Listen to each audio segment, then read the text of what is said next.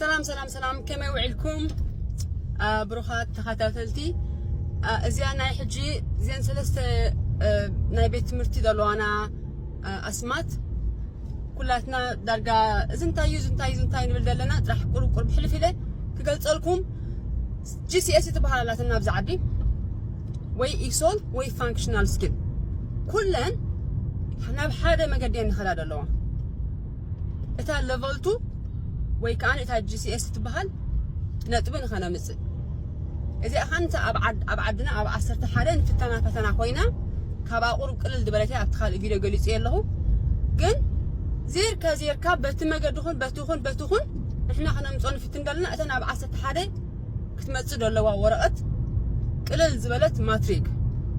ካብ ናይ ዓድና ትቐልል ማትሪክ ንዓይና ደሊና ደልና ሕጂ ብፍላይታ ፋንክሽናል ስኪል እንታ ኢሶልን ብዙሓት ኮንፊዝ ትኾኑ ኣለኹም ኢሶል ከም ዝተምጽየስ ኣብ ፋንክሽናል ስኪል ታይ ማለት እዩ ወይ ገለኹም ኣለኹም ኣብ ኢሶል እንደ ዘለኹ ግን ኣብ ፋንክሽናል ስኪል ትሂድ ኢሎምኒ ትብሉ ገለኹምን ክትምልሱ ትፍትኑ ኣለኹም ቴንክ ዩ ግን በናተይ መንገዲ ቁርብ ሰለስቲአን ግልጽ ከብለልኩም ሞኒ hopefully كتأمانة مالوتي في الليل